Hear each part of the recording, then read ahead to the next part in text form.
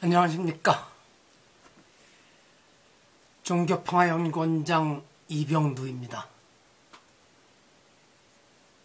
근현대 불교 차별과 탄압의 역사, 근 한 달 만에 이야기를 하게 됩니다. 오늘은 15번째 순서로 1980년 10월 말에 일어났던 12.7 범난에 대해서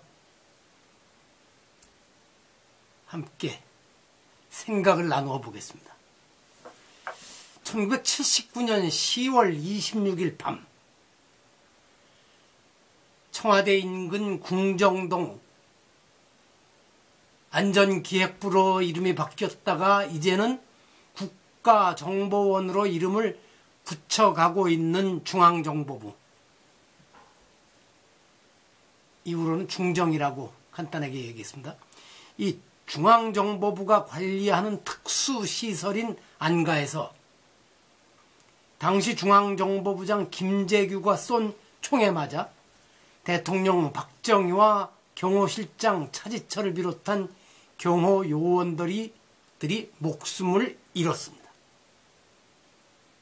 이 얘기는 나중에 숱하게 여러 사람들의 입에서 오르내렸죠. 그 자리에 불려갔던 어느 가수가 불렀던 노래 얘기까지. 자, 박정희 개인으로서는 1961년 5월 쿠데타로 정권을 잡은 뒤 18년 동안 누려온 권력과 목숨을 한꺼번에 잃은 것이었지만, 국민들 중에는 이제 유신 독재 체제에서 벗어나 제대로 된 민주주의 국가에서 자유를 누릴 수 있게 되었다며 안도하는 이들도 많았습니다. 그러나 1979년 12월 이른바 12.12 사태, 또 1980년 5월 계엄 확대 조치와 광주 민주화운동, 그에 이어지는 국가보위 입법회의 설치, 전두환 정권 등장 등으로 국민들의 기대는 곧 무너지고 박정희 정권 때보다 더 암울한 시절을 만나고 말았습니다. 당시 많은 사람들이 구관이 명관이라는 말도 했죠. 당시 불교계는 1979년까지 여러 해 동안 끊어지지 않고 이어지던 조계종 분규가 수습 국면에 들어가면서 1980년 4월 26일 신임 총무원장으로 월주 스님이 취임하고 5월 24일에는 계엄군에게 고통을 당하고 있는 광주 현장에 구호봉사단과 진상조사단을 파견하는 등 점차 안정을 찾아가고 있었습니다. 그리고 8월 31일에는 종단 내부에 오랫동안 쌓여온 문제를 정리하기 위한 자체 정화 작업에 착수하고 10월 20일에는 자율정화 세부 지침을 확정하여 외부 정치 세력에 휘둘리지 않고 스스로의 힘으로 종단과 불교를 바르게 세우겠다는 결의를 다지고 있었습니다. 아마 당시 전두환 정권 쪽에서 모종의 신호를 보내왔을 가능성이 있죠. 그러나 일주일 뒤인 10월 27일 밤, 조계종 총무원 청사 및 전국 주요 사찰에 군인들이 들이닥쳐 총무원장을 비롯하여 월하, 서운, 월탄, 노건, 혜성스님과 제가불자 등 150명이 넘는 사람을 연행 구금하였습니다.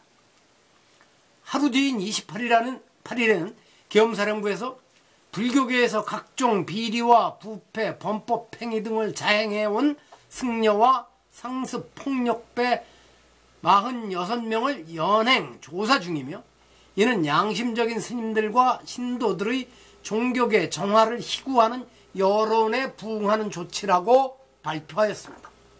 이 발표문이 그대로 실린 신문과 방송 뉴스를 믿을 수밖에 없던 일반 시민들은 불교계 전체를 싸잡아 욕설과 비난을 퍼부어댔고, 불자들은 제대로 얼굴을 들기도 힘들었습니다.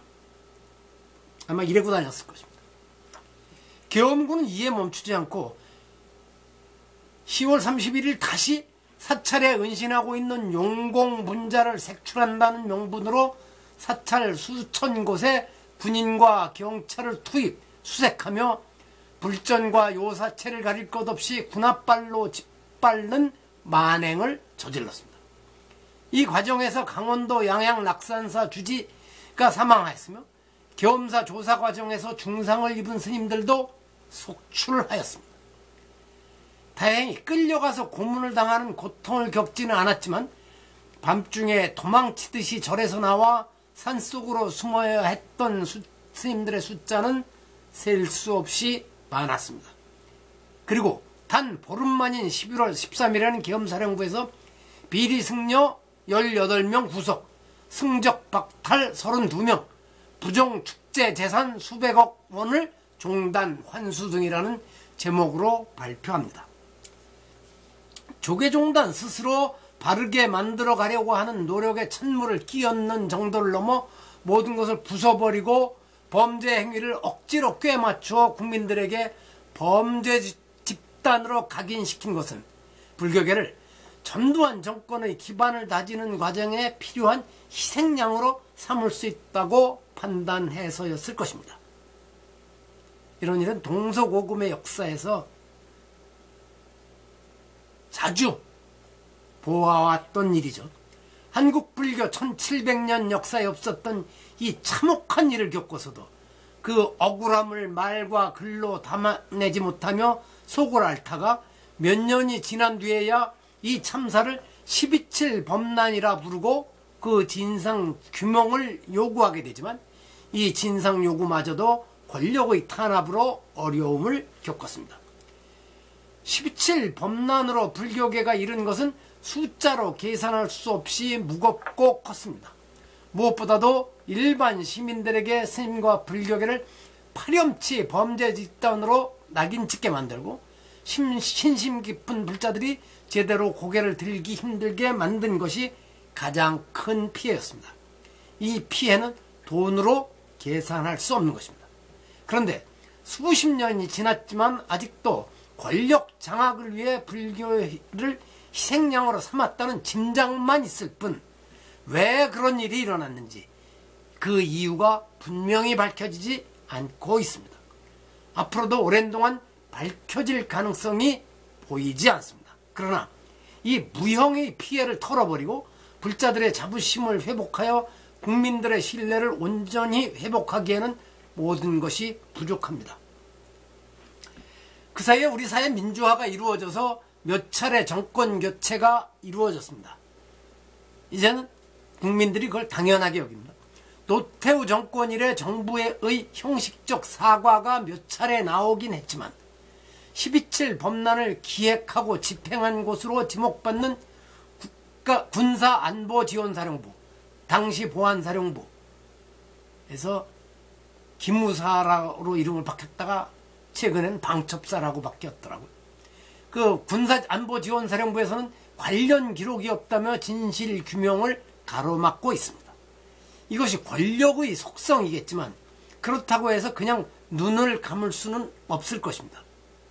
정부 책임자의 사과와 피해 배상도 당연하고 중요합니다만 누가 어떻게 왜 그 12.7 참사를 기획하고 이 일을 추진하였는지 역사적 사실과 진실을 규명하지 않은 상태에서 이루어지는 사과와 배상은 역사의 교훈이 될 수 없을 것입니다.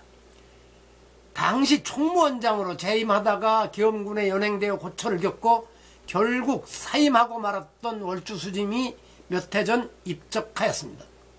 직접 피해를 당하거나 당시 상황을 증언해 줄 수 있는 이들이 이처럼 줄어들고 있어서 진상을 밝혀내는 일이 점점 어려워집니다. 중국의 문화 대혁명 당시 혹독한 시련을 겪은 불교학자 개설님이 인생 말년에 담담하게 써내려간 회고록 서문에서 말합니다. 나는 여기서 그들은 문혁을 일으킨 사람들이죠. 그들이 깊이 반성하고 뉘우치기를 결코 바라지 않는다. 그것은 본질이 아니다. 다만 그들이 사실대로 써주기만을 바랄 뿐이다. 그렇게 하면 그들은 중국을 위해 큰 공을 세우는 것으로 책임을 면하고 표창도 받을 수 있으리라고 감히 생각해 본다.